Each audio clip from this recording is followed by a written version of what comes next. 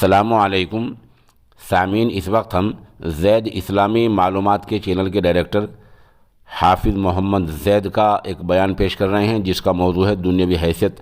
حافظ زید ماشاءاللہ ہردوئی علاقے کے رہنے والے ہیں اور مدرسہ بستان رحمت میں زیر تعلیم ہیں۔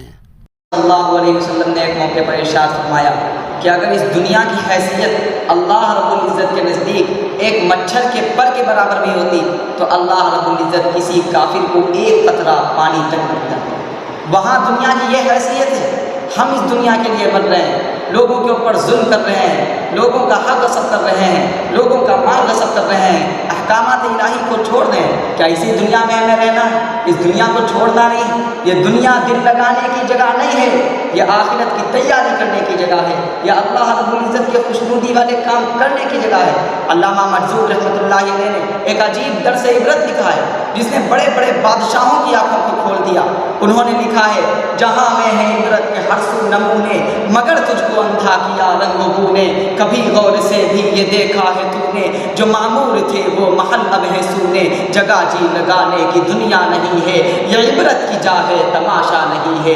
ملے خاک میں اہل شاں کیسے کیسے، مکی ہو گئے لامکاں کیسے کیسے، ہوئے نامور بے نشاں کیسے کیسے، زمیں کھا گئی نوجواں کیسے کیسے۔ جگہ جی لگانے کی دنیا نہیں ہے، یہ عبرت کی جا ہے تماشا نہیں ہے۔ یہی تجھ کو دھن ہے رہوں سب سے اعلیٰ، ہو زینت نرالی ہو فیشن نرالا، جیا کرتا ہے کیا یوں ہی مرنے والا، تجھے حسن ظاہر نے دھوکے میں ڈالا۔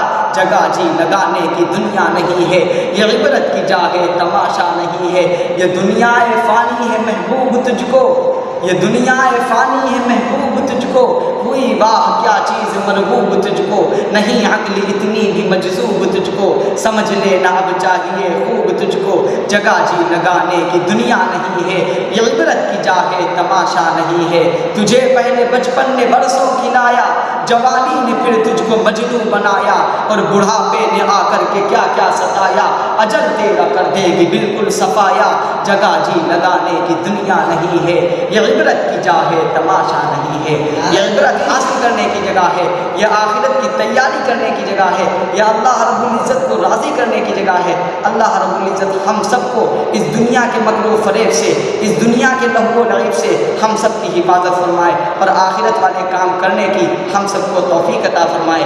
آمین۔ وآخر دعوانا الحمدللہ۔